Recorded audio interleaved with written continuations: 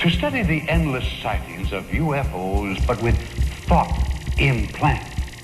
The subject remembers what the entity in control of his mind wants remembered.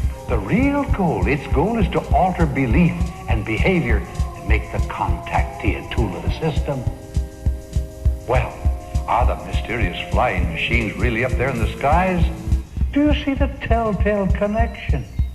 Is there any question but that the same powers who operate in the darkened room may also be piloting their cosmic toys? The person who becomes involved with UFOs in any way is in great danger. The person who denies the existence of the phenomenon may be even in greater peril.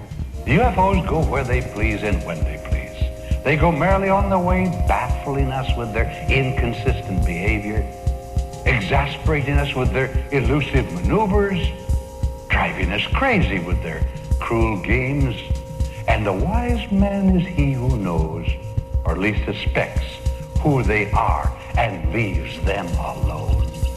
I know that many attempts have been made to explain the sightings as due to natural causes. For years, they blamed them to the moon, to temperature inversions, light refractions, migrating birds, clouds, mirages, stars, marsh gas, ball lightning, and of course the planet Venus. But there are patterns in the sightings that soon rule out such explanations and indicate that intelligence of some kind is back of the UFO activity. For instance, in a great many cases, the UFOs fly right up to a state line, but don't cross it. Why don't they cross?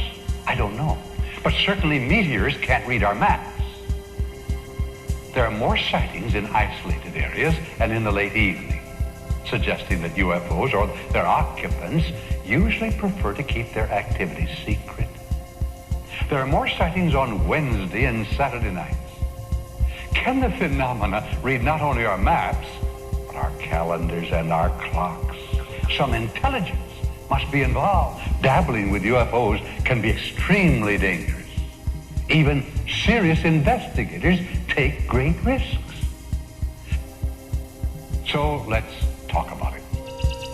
Perhaps we're ready now for the question, do UFOs really exist at all? Evidently they do not exist in the way a book or a house or a plane exists, but certainly the phenomenon exists. After 4 years of investigating UFOs, full-time, often day and night, without a vacation, concluded that there are two general types of unidentified flying objects. They might be called the soft craft and the hard craft. Now, the soft objects are those that are luminous, that change shape and color at will. They split apart, they appear and disappear before your eyes, baffling explanation. These are the more numerous, and these are evidently the real phenomenon.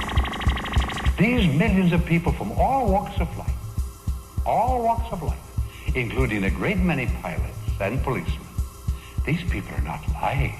Now, they may be the victim of lies, but they're describing what they saw and what happened and what they've been told as truthfully as they can. Strange things happen to people who see these baffling things in the sky. Strange things happen to them, I say, especially to people who have any further contact with them. Their lives become a series of bizarre experiences very soon. Anything or any combination of things may happen. Their telephones and television sets go berserk. Radios play when they're turned off. Fierce headaches, nausea, loss of appetite are common. They're troubled by nightmares. They have strange visitors, strange phone calls. Mysterious black Cadillacs may appear and disappear suddenly. And the more frightening they become, the more manifestations escalate. Soon after the first contact, the personality may begin to deteriorate. Deterioration may become total. Paranoid, schizophrenia have resulted. But this doesn't mean that a person who sees a UFO is insane. Not at all. But unless the involvement is broken off, he or she may be driven insane by the phenomena. We're dealing here with intelligences who are able to alter their perceptions and produce paranormal states of consciousness. They're able to alter the observer's sense of reality. Powerful imagery is projected upon the mind for the purpose of altering the individual's beliefs, making him a tool of the system of deception. Now, this may explain the reports of contactees being abducted and taken aboard a UFO. Then in much smaller number, there are the hard, seemingly solid objects that are often or occasionally seen. These have been fired upon by bullets. Bullets have ricocheted off. They sometimes leave prints in the ground when they land. In flight, they frequently drop pieces of metal.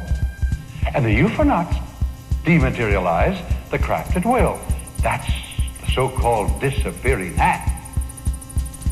UFO entities seem to fly right up to their ships and walk or float right through the sides. Human beings and non-human objects are transported without visible means. UFO followers receive telephone calls, supposedly from space people. Do you see the telltale connection?